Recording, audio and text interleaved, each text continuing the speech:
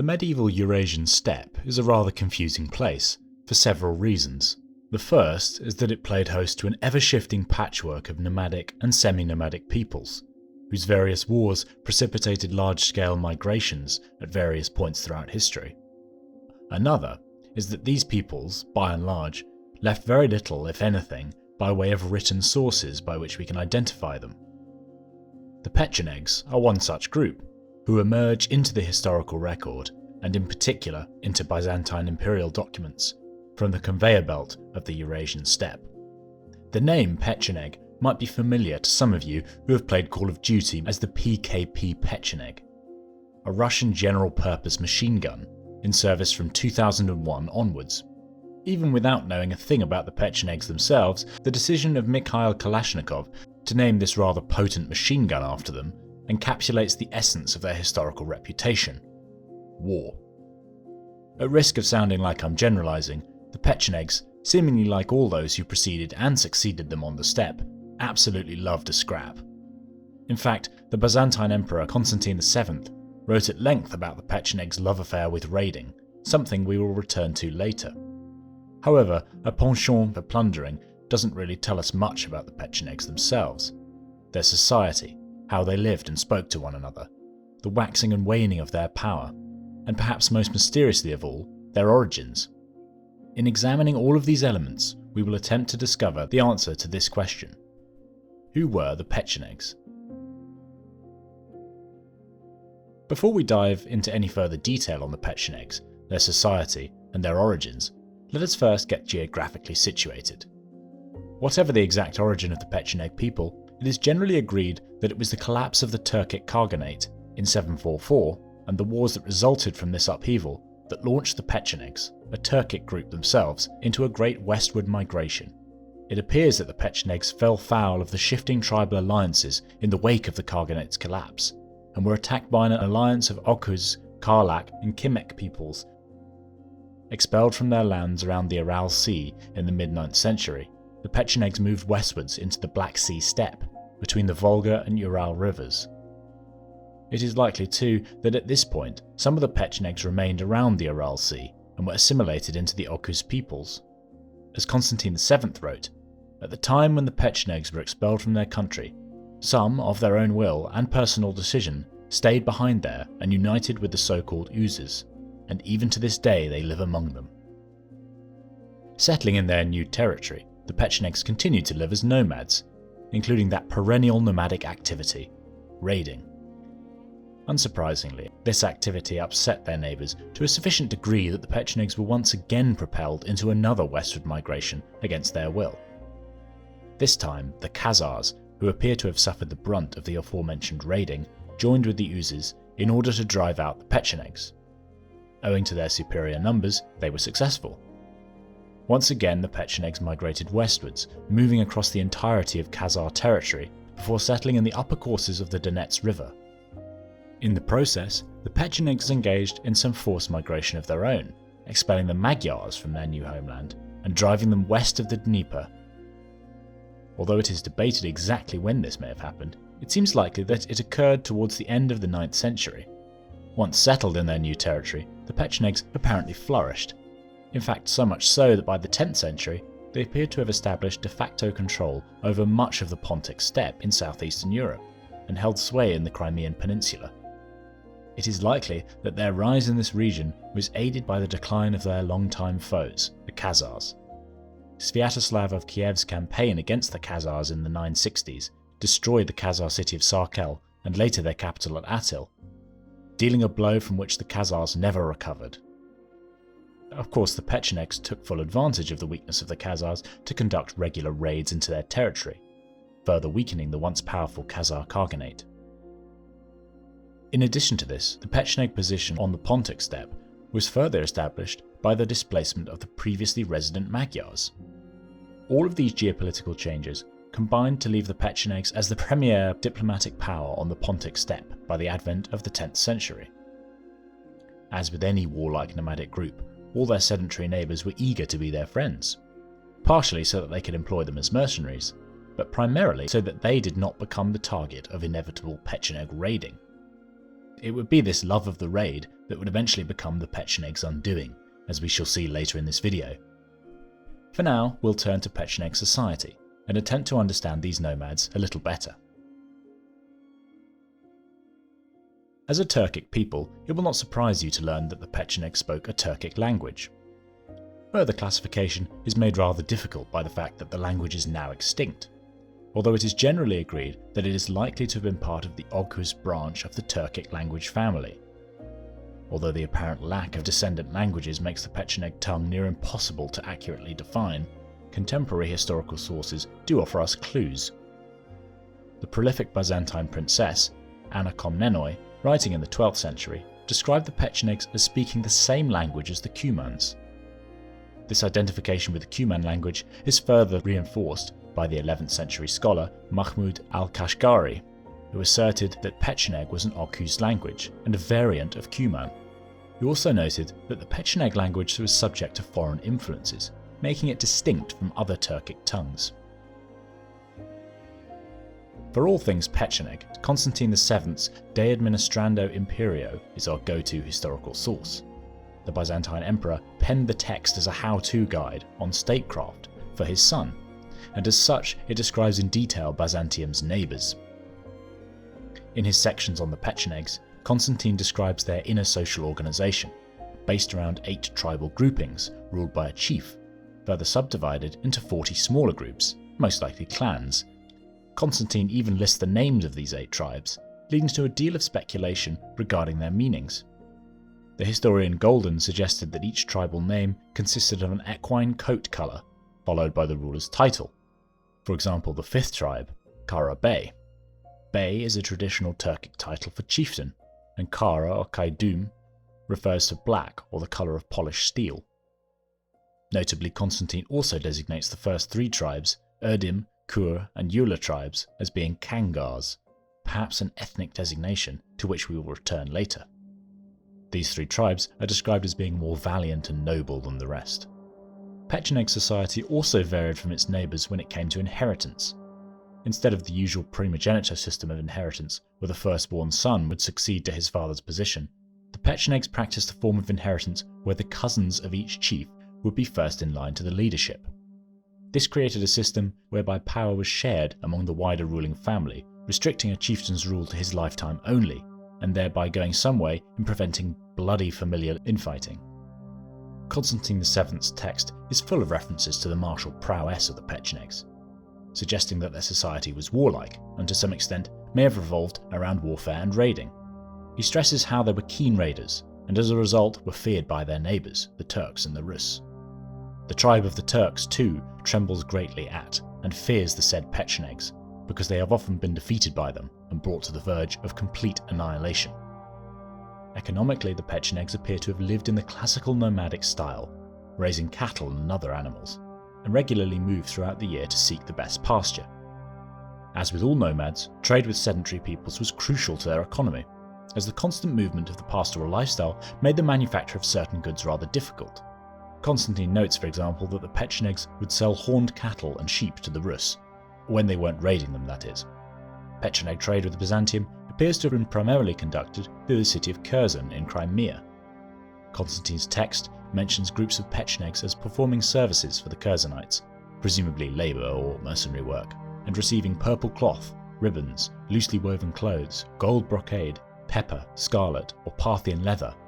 For all their warlike reputation, the Pechenegs were clearly keen on trading with their neighbours in times of peace. As you may have concluded from the extensive inclusion of the Pechenegs in Constantine VII's book, this nomadic tribe was crucial to Byzantine Imperial diplomacy in the 10th century. The fear with which their neighbours regarded the raids of the Pechenegs made them a powerful political tool, but one which was notoriously difficult to control. The Byzantines operated around the concept of divide and conquer in the northern world, attempting to use the Pechenegs to sow discord among their northern neighbours, with the aim of keeping them too preoccupied to launch actions against Byzantium itself. In his De Administrando, Constantine explains how through alliance with the Pechenegs, the Turks and the Rus can be kept at bay. So long as the Emperor of the Romans is at peace with the Pechenegs, neither Russians nor Turks can come upon the Roman dominions by force of arms, nor can they exact from the Romans large and inflated sums of money and goods for the price of peace. If, for example, the Kievan Rus wished to attack Byzantium, they would have to traverse lands controlled by the Pechenegs to reach Constantinople. Furthermore, while their armies were abroad, Rus territory would be dangerously vulnerable to Pecheneg raiding. In accordance with this strategy, Constantine also described the way in which an accord could be struck with the Pechenegs, primarily through the use of letters and gifts. He prescribed sending imperial agents to the city of Curzon in order to meet Pecheneg leaders, and noted the importance of using hostages to ensure the safe return of imperial agents. Constantine had no illusions about the Pechenegs' motives. He notes their greed, writing, "Now the Pechenegs, who are keenly covetous of the articles rare among them, are shameless in their demands for generous gifts." Now we turn to perhaps the most obscure element of Pecheneg history, which has been hotly debated: their origins. There are a number of competing theories of origin, each with some very interesting suggestions, some of which I will now attempt to detail. Bear with me here, some of this gets a little convoluted. Paul Pelliot believed the Pechenegs to be the Peju people who appear in an official history of the Soi dynasty, the Book of Soi, written in the 630s AD. In this text, the Peju are listed as part of the Tiele Confederation, based east of Byzantium. This theory has some merit, but if the Pechenegs were indeed based in the Caspian steppe region in the 7th century, they would have surely been mentioned in 7th century Byzantine texts. A later 8th century source, a diplomatic report prepared for the king of the Uyghurs, describes a tribe named the Pechenegs. This tribe is said to have some 5,000 warriors under arms, and to have made war on the Hor tribe, after which the Pechenegs moved westwards. The name Pechenegs is of course strikingly similar to the word Pecheneg. If we accept that the Hor tribe mentioned in the sources were the Uyghurs themselves, then we can place the origins of the Pechenegs in the region north of Lake Balkhash. However, some scholars instead identify the Hor as being the Oghuz people. If this is the case, we can situate the origins of the Pechenegs on the lower Syr River and the banks of the Aral Sea. In support of this, Pritsak believed that the collapse of the Orkhon Turk Empire led to the Uyghur hegemony over the inner Asian steppe. This in turn forced the Oghuz Turks into the Syr and Aral Sea region, where they defeated the Pechenegs living there and precipitated their westward migration. Linguist Max Vasmer advanced the theory that the word Pecheneg may derive from the Old Turkic word for brother-in-law or relative, taking this to mean that the Pechenegs had derived from a larger tribal group. It would therefore seem most likely, if we agree with this idea, that the Pechenegs derived from the Oghuz peoples. The work of Mahmud Kashgari, an 11th century scholar of Turkic languages, appears to support this idea. In his Dictionary of Turkic Languages, written in the 1070s, he described the Pechenegs as being part of the Oghuz Turks. The Kangar theory is one of the most intriguing Pecheneg origin suggestions. The Kangar Union was a Turkic state that existed from the mid-7th to mid-8th centuries, in what is now modern Kazakhstan. Kangar is an ethnic designation, perhaps a Turkic rendering of Kangli, a people related to the Kazakh, Uzbek, and Karakalpak nations. It was Arab raiding conducted by the Oghuz Turks that broke down the Kangar state, dissolving the Kangar Union. In the process, the 3 Kangar tribes who dwelt in the Syr and Aral Sea region allied themselves to 5 other Turkic tribes, becoming the Pecheneg Confederation, and migrating westwards into Eastern Europe. This would tally with Constantine VII's description of the Pechenegs as having 8 tribes, and 3 of these tribes being the Kangars, more valiant and noble than the rest, perhaps reflecting the preeminent position the Kangars held within the Confederation.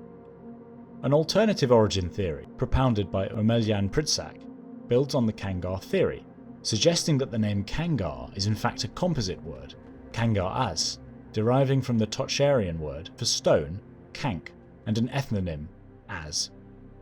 Tocharian is a now extinct language, spoken by the inhabitants of the Tarim Basin of northwestern China from the 5th to 8th centuries AD. Pritsak therefore suggests that the Pechenegs would have been Tocharians originating from this area, or at least speakers of Tocharian languages. Perhaps Tocharians in confederation with Eastern Iranian and Turkic peoples, for example. Pritsak went on to posit that the Tocharian-speaking Kangars lived around Tashkent, for Tashkent means stone city. Therefore, he also linked the Kangar to a people mentioned in the 2nd century Han Chinese sources, the Kangzhu tribal union. This union consisted of 2 groups, one nomadic and the other sedentary, dwelling in oasis towns around the Tarim Basin, taking advantage of passing trade routes. In Pritsak's estimation, these sedentary and nomadic peoples were connected by a common language, Tocharian, and formed a symbiotic relationship that was mutually beneficial.